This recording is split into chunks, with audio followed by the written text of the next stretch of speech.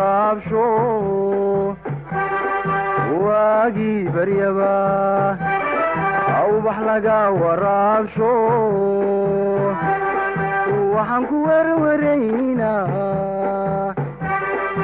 wadankiina wax السلام عليكم ورحمة الله وبركاته.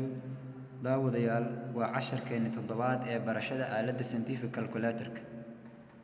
casharka waxaad kala socon kartaan janalka tiknoolajiyadda iyo tala bixinta ee Lajaan online. maanta casharkeena toddobaad waxaan ku qaadan doonaa qaybta ugu dambeysay ee matrix-ka. waxaan hore u soo qaadanay matrix-ka operationska sida loo geliyo scientific-yadan kala ah MS-ka iyo ES-ka. sidoo kale waxaan soo qaadanay transpose-ka. maanta waxaan qaadan doonaa haddii Allah awood u ogolaado determinant iyo inverse sida loo geliyo labada scientific. waxaan ku hormari doonaa sida loo geliyo determinant-ga ama jawaabta looga helo si fudud determinant-ga adiga oo isticmaalaya scientific-gan cadaanka ah ee la yiraahdo ES plus scientific calculator.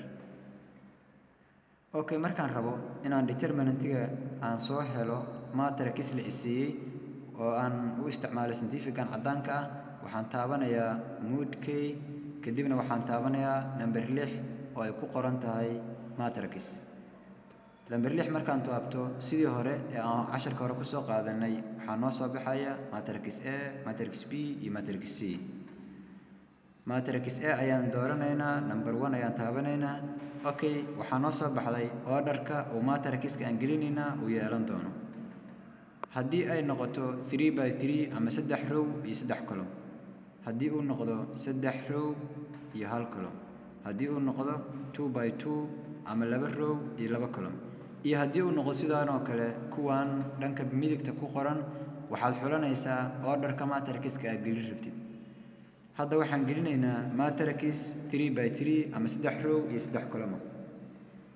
waxaan dooranaynaa number 1, kadibna waxaa noo soo bixi doona 3 row iyo 3 column.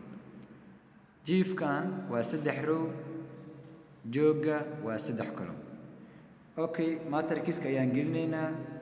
numberka ugu horeeya waa 2, kadib waxaan taabanaynaa equal, kadib numberka ku xiga waa 3, waxaan taabanaynaa equal, numberka ku xiga waa 4, kadibna waxaan taabanaynaa equal. mar walba equal-ka ayaa ka daba marinaysaa. waxaa noo bilowday row-ga labaad 4 equal 3 equal and 2 equal. mar walba waxaad taabanaysaa equal-kayga markii aad gelisay tiro. waxaan gelinaynaa row-ga ugu dambeeyey 1 2 equal 1 equal. okay, markaan dhammayno matrix-kii waan wada gelinay tiradiisii ama xogtii la rabay. waxaan taabanaynaa all clear k, kadib waxaan taabanaynaa shift 4. okay, hadda waxaan soo xulannay matrix A ayay xogtii noogu kaydsan tahay. waxaan dooranaynaa determinant oo lambar 7 ah.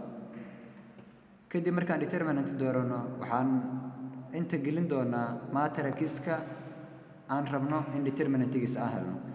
tusaale ahaan hadda waxaan rabnay matrix A oo aan xogta soo gashanay determinant-giisa. waxaan taabanaynaa shift 4, kadibna waxaan dooranaynaa matrix A oo number 3 ah. okay, kadibna waxaan dooranaynaa ama waxaan iska xiraynaa bracket-ka noo furnaa, kadib waxaan taabanaynaa equal k. okay, determinant-ga tirada determinant-ga waa 2 alif ama waa 12. haddii aan rabno inaan soo helno inverse-ga waxaan iska uga laabanaynaa on k, kadibna waxaan dooranaynaa shift 4. determinant-ga hadda noo kaydsanaa number 3 ayuu ahaa, number 3 ayaan taabanaynaa. okay, kadibna waxaan si fudud u taabanayaa calaamaddaas looga geeskan ka xigta bottom-ka ah oo ay ku qoran tahay calaamadda -1-ka ama inverse-ga. kadib markaan taabano waxaan taabanayaa equal, kadibna waxaa ii soo bixi doonto inverse-ga uu yeelanayo matrix-ka. minus 1 over 2 alif ayaa soo baxday waxaan ka soconayaa geeska ayaa ka soconaysaa ilaa numberka ugu dambeeya numberka ku soo baxay haddii aad rabtid fractionka inaad iska bedeshid si fudud waxaad taabanaysaa calaamadda SD wuxuu ku noqonayaa jajab ama bounty tiro leh okay intaas ayaana kusoo koobaynaa casharkeena maanta fadlan haddii aad channelka ku cusub tahay subscribe leh si aad u heshid casharada xiga iyo casharadii hore ee lasoo dhaafay raabsho waagii baryaba awbax laga waraabsho waxaan ku warwaraynaa wadankiina wax u barta